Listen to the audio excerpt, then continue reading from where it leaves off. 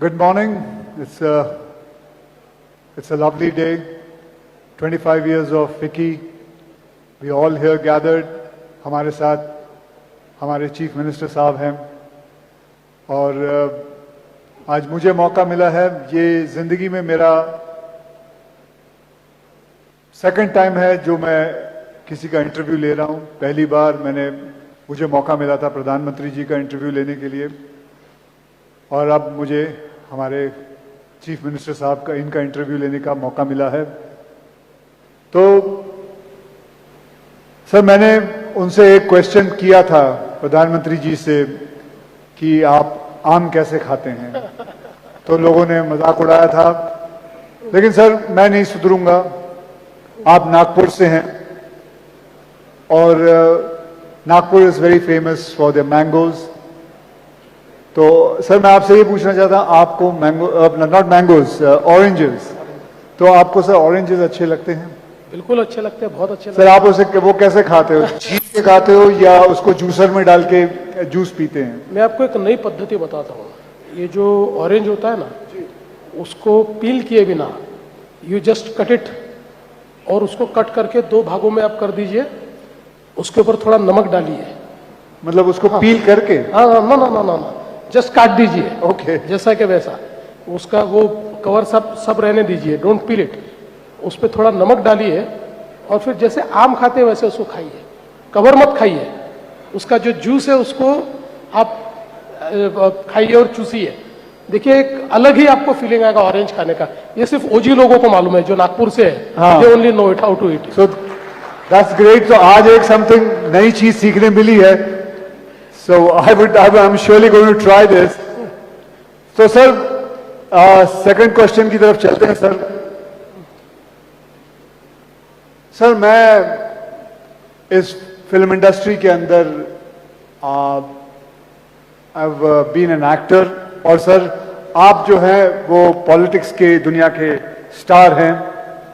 Sir आप बताइए कोई ऐसी फिल्म, जैसे कि मैं किसी पॉलिटिशियन को देखता हूं, कभी उनसे इंस्पिरेशन लेता हूं, सर आपके लिए कोई ऐसी फिल्म या कोई ऐसा इंसान हो जिसको आपने इन्फ्लुएंस किया हो आपके लीडरशिप के लिए, जो फिल्म इंडस्ट्री के अंदर हो?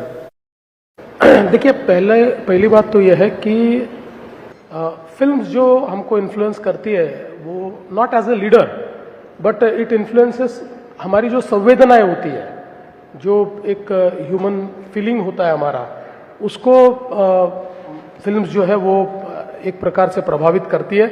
तो ऐसे कई फिल्मों ने मुझे प्रभावित किया है। लेकिन जहाँ तक आप पॉलिटिक्स की बात करेंगे तो एक फिल्म है जिसका मैं जिक्र करना चाहूँगा कि उस फिल्म ने मुझे प्रभावित तो किया, लेकिन उस फिल्म ने मेरे लिए इतनी समस्याएं बढ़ाई, और वो फिल्म है नायक।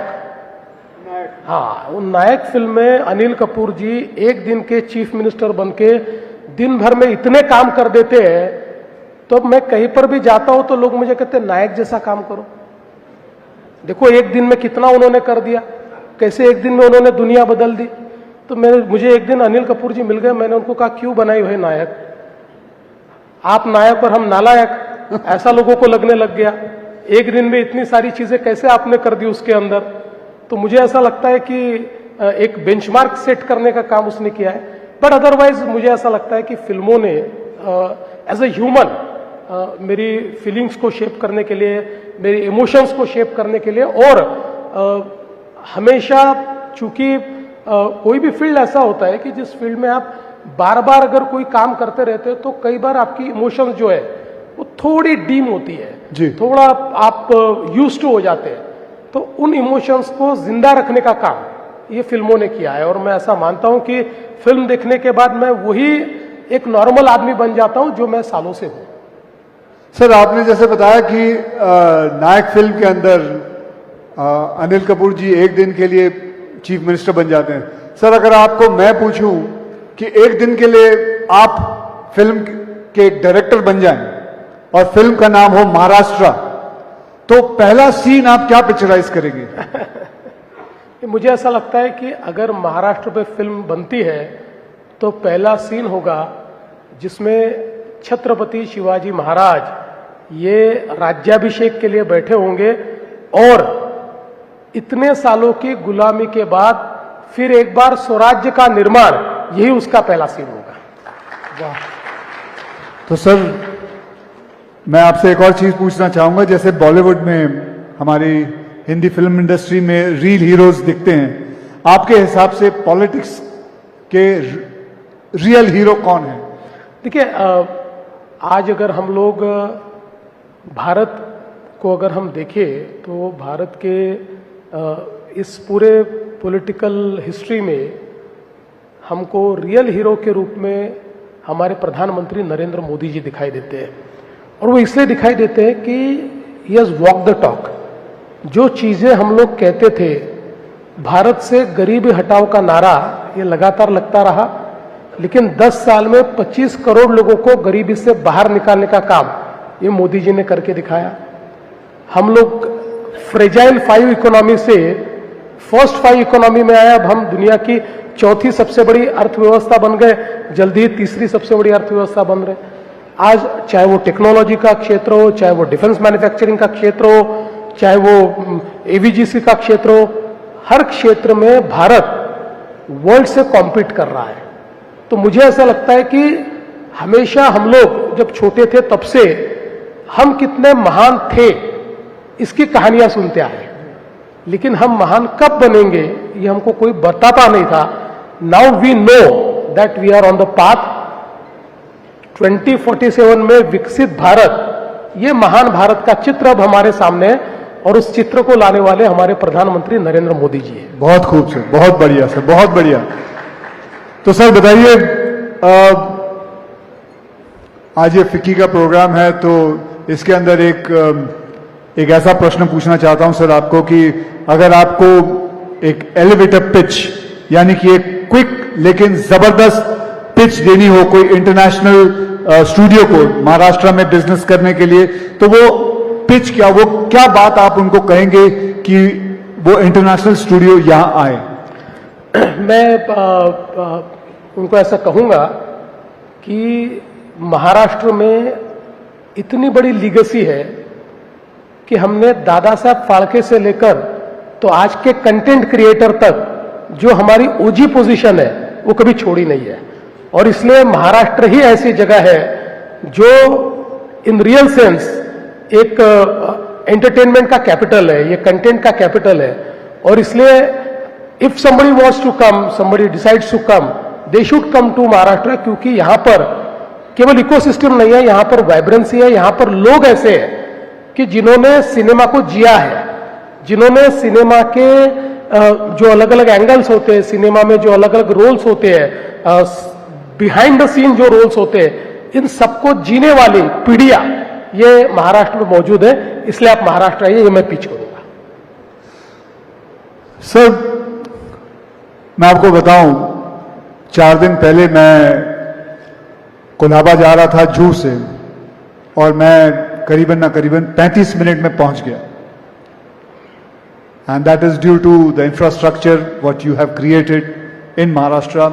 मुझे याद है कोलाबा में शूटिंग होती थी, मैं जूहू पे रहता हूं, मैं शेव करके निकलता था, वहां पहुंच के मुझे फिर शेव करना पड़ता था, इतना वक्त लग जाता था। तो अब मैं बहुत जल्दी पहुंचने लग गया हूं। आपने साउथ बॉम्बे पहले अलग होता था, नॉर्थ बॉम्बे अलग होता था, आपने इन दोनों बॉम्बे को मिला दिया, दोनों मुंबई को मिला दिया, and now we are one Mumbai because of the infrastructure what you have created. तो ये इस पे तो आपने सर इतना बढ़िया काम कर रहे हो और हो रहा है। सर मेरी एक आपसे दरखास्त है, आपकी जो दृष्टि है हमारे फिल्म सिटी जो गोरेगांव में है, करीबन 550 एकड़ जमीन है, सर उस पे दृष्टि डालें, उसको भी जिस हिसाब से आपने मुंबई को चेंज किया है, मैं आपसे दरखास्त करूंगा उसको भी चेंज करें। तो उसके बारे में कुछ आप कहना चाहेंगे? नहीं, बिल्कुल, आपने बहुत ही अच्छी बात कही है। देखिए, एक रिग्रेट जो मेरा है अपने लिए वो ये है कि during my tenure between 14 and 19 मेरी बड़ी इच्छा थी कि मैं फिल्म सिटी को एक बहुत ही वाइब्रेंट इंटरनेशनल फिल्म इकोसिस्टम में परिवर्तित करूं। और हमने काफ़ी प्लानिंग भी किया, डिज़ाइनिंग भी किया, काफ़ी हम लोगों ने फिल्म फ्रेटर्निटी के लोगों से बातचीत भी करके एक उसका बड़ा अच्छा प्लान भी तैयार किया, but somehow due to various reasons we could not execute it. So मतलब मैंने हाथ में लिए और एग्जीक्यूट नहीं हुए ऐसे 2 या 3 ही प्रोजेक्ट है, उसमें से ये एक प्रोजेक्ट रहा है। लेकिन नाउ इन दिस रेजिम ये मैंने तय कर लिया है कि इस फिल्म सिटी को एक वर्ल्ड क्लास टॉप क्लास जो फिल्म इकोसिस्टम है उसमें हम लोग कन्वर्ट करेंगे। वैसे भी अब हमारी फिल्म सिटी में IICT आ रहा है, तो Indian institute of creative technology, और उसके साथ साथ अभी बहुत अच्छे स्टूडियोज जो स्टेट ऑफ आर्ट है, जो क्योंकि फिल्म मेकिंग तो पूरा बदल रहा है अभी, VFX के कारण बहुत सारी चीजें बदल रही है, पोस्ट प्रोडक्शन और एडिटिंग में बहुत बड़े पैमाने पर बदलाव आ रहा है। AI भी बहुत मुझे ऐसा लगता है कि फिल्म्स को प्रभावित कर रहा है। लोकेशंस कहीं पर भी क्रिएट की जाती है, ये जो हमारा हरा पर्दा होता है ये हर चीज को बदल देता है। तो ये सारी चीजों को अकाउंट फॉर करने वाला एक इकोसिस्टम हमको तैयार करना है, और उसके लिए हम लोगों ने ऑलरेडी तैयारी कर दी है। मैं ऐसा मानता हूं कि with in a years time हम लोग ये ट्रांसफॉर्मेशन शुरू करेंगे, और उसके बाद के 4 सालों में इस पूरे एरिया को हम ट्रांसफॉर्म करेंगे। जैसे दुनिया में कई देशों में वहां के स्टूडियोज को, वहां की फिल्म इकोसिस्टम को, वहां के सारा कंटेंट क्रिएशन को एक आइकॉनिक ऐसी दुनिया में एक नाम मिला हुआ है, इसी प्रकार का नाम जो, चूंकि ये फिल्म सिटी ऐसी है कि देश की क्लासिकल फिल्में सारी जो ओल्ड क्लासिक्स है ये सब यहाँ पर शूट हुई है। लेकिन आज मैं जानता हूं कि फिल्में वहां शूट होती है, लेकिन अलग अलग जगह भी होती है। आज अगर हम लोग मीरा भाईंदर की तरफ चले जाए तो इतने वहां पर बड़े बड़े ये स्टूडियोज तैयार हो गए, हालांकि वहां कोई बहुत सुविधाएं नहीं है, मतलब कई बार बिना सुविधाओं के भी वहां शूटिंग होती है। तो इसका सीधा कारण है कि जो इकोसिस्टम हमने देनी चाहिए थी वो हम नहीं दे पाए, इसलिए इस प्रकार की इकोसिस्टम मशरूम हो रही है। तो हम ये चाहते हैं कि इतना बड़ा हमारे पास फिल्म सिटी है, इस फिल्म सिटी को टोटली ट्रांसफॉर्म करना चाहते हैं, और मैं आपको I would like to assure you that in years time we will start it. So that is great. तो ये तो सबसे अच्छी न्यूज है कि हमारी फिल्म सिटी जो है गोरेगांव में 4 साल के अंदर काफी कुछ बदलाव आ जाएगा। एंड हम आज chief minister has promised us. Sir मैं एक और बात पूछना चाहूंगा। सर मैं मराठी सिनेमा का बहुत बड़ा फैन हूं सर। मैं समझता हूं जिसका मतलब screen play story, Marathi cinema की जो स्क्रीन प्ले स्टोरीज और जो किस्म के मुद्दे उठाते हैं, मैं ज्यादा करके जगहों पे नहीं देखता। I think they are the one of the best. Sir तो मैं ये जानना चाहूंगा सर, जेन जी में इसे पॉपुलर बनाने का आपका कोई प्लान है कि इसको कैसे पॉपुलर बनाया जाए? और दैट्स इट सर। नहीं, बहुत अच्छा प्रश्न आपने पूछा, और मैं आपको कहना चाहता हूं कि मराठी फिल्म ये इतनी ताकतवर क्यों है। इसका एक कारण है कि मराठी थिएटर ने इसको ताकतवर रखा है।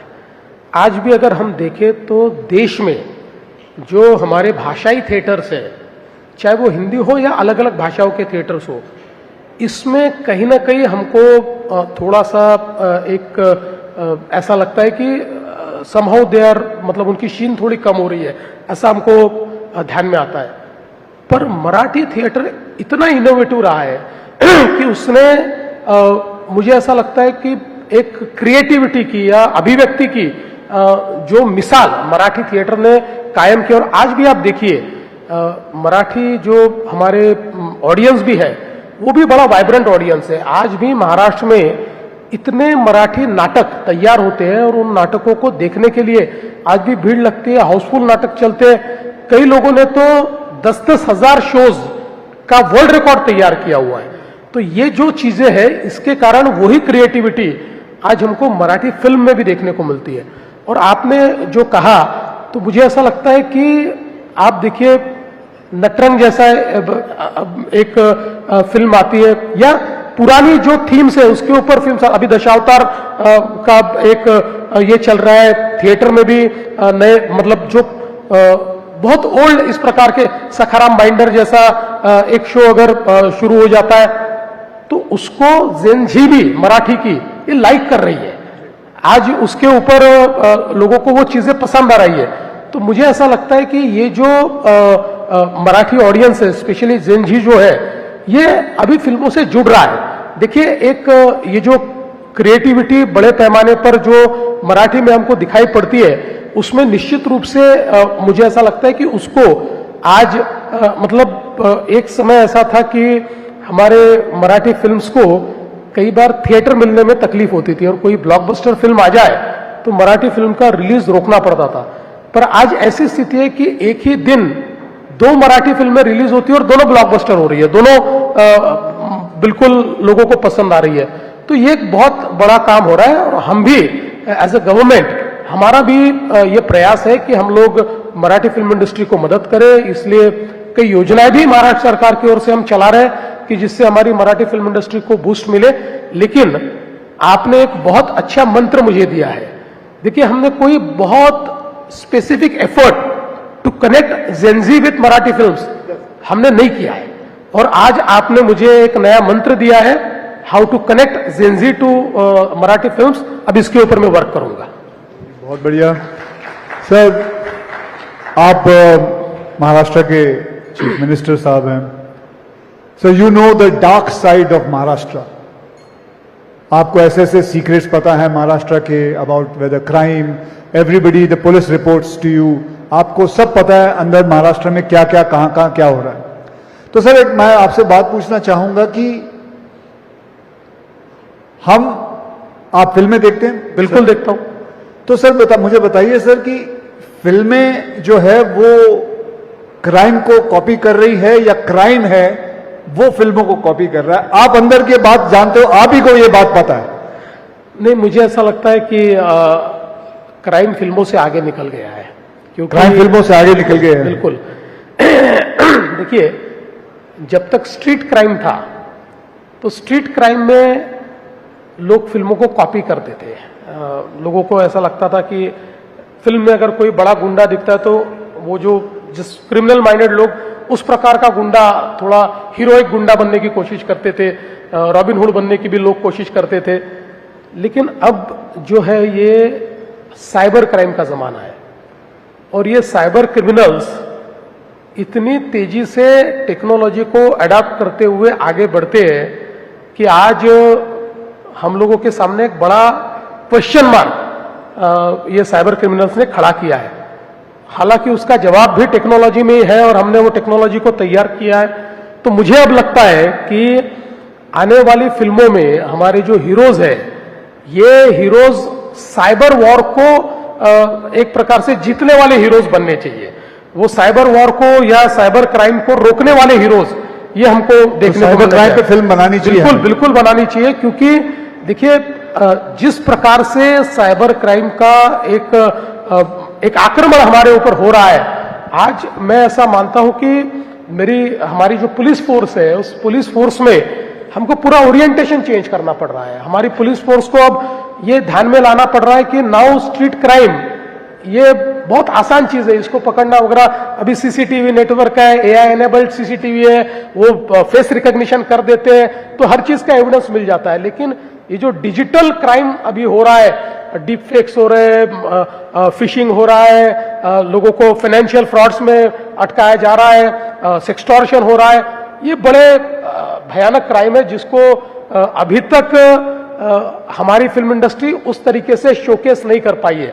तो मैं मानता हूं कि इसके ऊपर फिल्म भी बननी चाहिए, क्योंकि इसमें सबसे बड़ी बात जन जागृति है। आपने अक्षय जी खुद इसकी शुरुआत की है, आपने जन जागृति में बहुत बड़े पैमाने पर अवेयरनेस निर्माण करने के लिए कई कैंपेन्स आपने हमारे साथ भी किए हैं, अलग से भी आपने कई कैंपेन्स किए। तो मुझे लगता है कि चूंकि films they are the best communicators. Film जो कम्युनिकेट करती है, जो एक भावना को तैयार करती है, वो जो उसका पावर है, उस पावर को अब अनलीश करने के लिए मुझे लगता है कि फिल्मों को अब ये जो डिजिटल वॉरफेयर चल रहा है, इसमें भी फोकस करना चाहिए। मैं आपसे एक पूछना चाहता हूं सर, मैं एक फिल्म कर रहा हूं जिसमें मैं एक नेगेटिव रोल कर रहा है, तो करूं या नहीं करूं? अभी मैं विचार कर रहा हूं, क्योंकि वो एक नेगेटिव फिल्म, मतलब मैं एक रोल कर रहा हूं जिसके पिक्चर का नाम ही है हैवान। तो मैं, लेकिन उसमें ये है कि मैं हार जाता हूँ, हैवान जो है वो हार जाता है, तो कर लेना चाहिए, ठीक है आपके हिसाब से? बिल्कुल करना चाहिए, क्योंकि देखिए मैं तो ऐसा कहता हूं कि आपके जैसे वर्सेटाइल एक्टर ने हर रोल करना चाहिए, क्योंकि अल्टीमेटली किसी भी एक्टर के लिए व्हाट इज अकम्प्लिशमेंट, तो हर प्रकार के रोल करना, और हर रोल में मतलब कई हमने ऐसी पिक्चर भी देखी है ना कि जिसमें हालांकि विलन आखिरी में हार जाता है, लेकिन कई बार विलन हीरो से ज्यादा इंपैक्ट छोड़कर चला जाता है, तो वो दैट इज क्रिएटिविटी। तो मुझे लगता है कि आपने करनी चाहिए, लेकिन ज्यादा फिल्में आप हीरो करके करिए, ये दूसरी लाइन मत पकड़िए। नहीं, मेरा एक मन किया कि मैं एक नेगेटिव रोल करूं, तो इसलिए मैं कर रहा हूं, नहीं तो ज्यादा करके तो सारी फिल्में मैं हीरो के और तौर से ही करता हूं। सर, एक बड़ा सा लाइट सा क्वेश्चन है, अगर आप इजाजत दें तो मैं आपसे पूछूं सर। तो सर, अभी सभी सड़कों पे मेट्रो का काम चल रहा है और ये अभी बहुत जल्द जाके खत्म होने वाला है, तो क्या सर, ये एक छोटी सी बात है सर, मैं पूछना चाहता हूं कि जिस दिन ये काम खत्म होगा तो हो सकता है सर वो उस दिन महाराष्ट्र डे की छुट्टी बनाई जाए कि ये काम खत्म हो गया है, खत्म हो गया, बिकॉज सब I am sure we are going through all the traffic jams and all, but after every night comes the day and we are all waiting for that day कि सब काम खत्म हो जाए। वैसे तो काफी जगहों पे काम खत्म होना शुरू हुआ, मैं ये कह रहा हूं कि जब सब काम खत्म हो जाए, सब खत्म हो जाए, तो हमारे चीफ मिनिस्टर साहब एक दिन अनाउंस करते कि this is the Maharashtra day, जब छुट्टी मिलेगी। ऐसा हो सकता है? आपने बहुत अच्छी बात कही है कि बहुत बड़े पैमाने पर मुंबई में काम चल रहा है, और I take this opportunity to actually apologize all the Mumbaikars for what they are going through in the traffic, लेकिन it is for good, क्योंकि जैसे हमारे मेट्रोज, उसके बाद हमारे टनलिंग का काम चल रहा है, बहुत बड़े पैमाने पर हम लोग अंडरग्राउंड रोड्स तैयार कर रहे हैं, टनल्स तैयार कर रहे हैं, तो ये सारी चीजें जैसे समाप्त होगी, तो हम लोगों ने एक मंत्र मुंबई के लिए तैयार किया है कि मुंबई इन 59 मिनट्स, और इसका मतलब यह है कि हम लोग चाहते हैं कि मुंबई के किसी भी कोने से किसी भी कोने तक जाने के लिए मैक्सिमम टाइम जो आपको लगना चाहिए वो 59 मिनट्स लगना चाहिए, बाकी उससे कम ही लगना चाहिए। इस प्रकार का मुंबई का पूरा प्लानिंग हमने किया है। तो मुझे ऐसा लगता है कि निश्चित अक्षय जी ने कहा है और हम सुनेंगे नहीं, ऐसा तो हो नहीं सकता, तो इसलिए जैसे ये काम समाप्त हो जाएगा तो 1 मई को महाराष्ट्र डे मनाएंगे और उस दिन छुट्टी दे देंगे। अरे उस दिन तो ऑलरेडी छुट्टी होती है, उस दिन ये आपने एक गुगली डाली है, उस दिन छुट्टी होगी, जो दिन ऑलरेडी पहले से हमें छुट्टी मिली हुई है। लेकिन बढ़िया सर, जाने से पहले एक और बात सर, मैं आपके अंडर सारे मुंबई पुलिस, महाराष्ट्र पुलिस आती है सर एक मतलब it's nothing got to related with the film industry और फिल्म्स और एनीथिंग। सर मैं देखता हूं सर, ये लोग जो जूते पहनते हैं उसके अंदर जो हील होती है, it is not an easy job to run in those heels मेरे हिसाब से। Being an athlete, being a sportsman, मैं समझता हूं सर, अगर आपको ठीक लगे, क्योंकि मुझे पता है कि ये जब भागते हैं या इतना चलते हैं तो महाराष्ट्र पुलिस की पीठ पे हमेशा कोई ना कोई प्रॉब्लम्स आती है। You can get a slip disc, you can get L4, L5 problem because of that heel. So I was just छोटा मोर बड़ी बात जैसे है सर, कि अगर उनके जूते चेंज हो जाए ना तो महाराष्ट्र पुलिस के लिए बहुत काम आएगी ये बात, कि they can run much faster than any criminal. बहुत अच्छी बात आपने कही है, और शायद इससे पहले किसी ने हमारे ध्यान में भी ये लाकर नहीं दी। हमारे तो जो पुलिस है वो इस प्रकार के जूते पहनकर ही सारी प्रैक्टिस करते हैं, लेकिन आपने कहा ये बात भी सही है कि शायद उसके कारण एट अ लेटर एज उनको थोड़े प्रॉब्लम आएगी। मैंने बहुत सारे पुलिस वालों से मिला हूं, तो बैक प्रॉब्लम हमेशा आती है। मैं आपको ही रिक्वेस्ट करूंगा कि अगर आप कोई इसमें इनोवेशन, कोई डिजाइन चेंज या कुछ अगर आप सुझा सकते हैं, बिकॉज आप तो ओजी एक्शन हीरो है, तो आपको ये पता है कि एक्शन के लिए what is the best. Sir I will try and make a brown shoes and I will show it to you, please, अगर आपको ठीक लगे। तो बस हम लोग निश्चित रूप से अडॉप्ट करेंगे। बहुत बढ़िया सर। तो हमारी जो महाराष्ट्र की पुलिस है, बस रेडी हो जाइए, वो बहुत तेज भागने वाली है। अब criminals are not going to have any chance. But thank you very much, Thank sir. you. Thank you very much for coming and giving your insight about the film industry. Thank you everybody for being patient. Thank you very much, sir. Thank you, Akshay ji. Thank you very much.